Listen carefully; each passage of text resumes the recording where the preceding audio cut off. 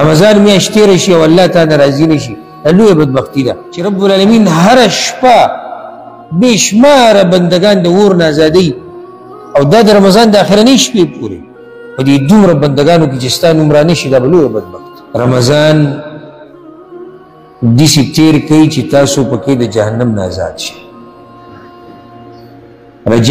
رمضان داسې تېر کوي چې تاسو پکې الله راضي کوي حدیث کې راځي چې کله جبریل علیه السلام خیری وکړي چې تباه دي شي او هلاک دي شي هغه کس چې رمضان پرې راشي او الله رب العزت دې ونه بخښي رسول الله صلی په امین رمضان میاشت راغله او ته د جهنم نه آزاد نه شوې دا لویه بدبختي رمضان میاشت تېره شي او الله تعالی راضي نه شي دا لویه بدبختي ده حدیث کې راځي چې رب العالمین هره شپه بېشماره بندګان د اور نه ازادوي او دا د رمضان د اخرنۍ شپې پورې په دې دومره بندګانو کې چې ستا نوم رانه شي دا به لویه بدبخت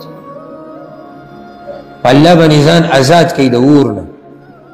په الله باندې ځان وبخئ خیر دی که دنیا ته پکې لږ تاوان ورسي د دنیا اسیم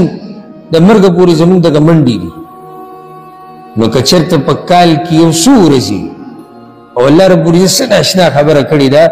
ایاما معدودات الله دې یو څو ورځې دې شمار کړی شي ولې الله دا خبره وکړه چې موږ دوی ته دومره غټې ورځې نه دي دومره ډېرې نه دي لږ یو خو دا چې الله یې موږ ته اساني دویمه دا چې الله وایي ګورې دا موقع ډېره مختصر ده دا نه چې دا 11 میاشتې یا دا کال دی یا دا 4 میاشتې شپږ میاشتې یو څو د شمار ورځې دي او هېڅ پته نه لګي چې دا په ژوند کې راځي او که نه راځي موږ ته خو دا پته مو اوس نشي چې دا یو څو ورځې بعد زموږ نصیب یې او که نه او زموږ په دې دا خبره کوو چې را نږدې شوې ده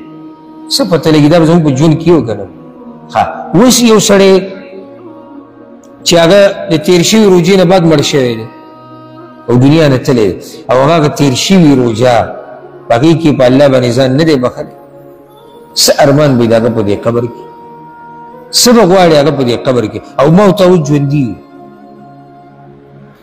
زه تاسو نه دا سوال کوم او ځان له به جواب ورکړي کم رمضان چې موږ اخرنی تېر کړی و د 2024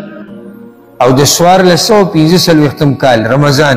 تاسو د هغې نه راضي یئ تاسو چې پکې څه کړي بس هر یو به دا وایي زما د دغه مطابق چې نه زه پرې راضي نه یم ما په هغې کې عبادات داسې نه وکړي لکه څنګه چې پکار ښه که تاله مرګ راشي دی بل ته ونه رسي که تاله مرګ راشي او دی بل رمضان ته ونه رسي نو خو ته پخپله وایي چې زه د تېر شوي کال د رمضان نه راضي نه یم نو چې راضي نه یې او ته بل ته ورسي نو به څه کړي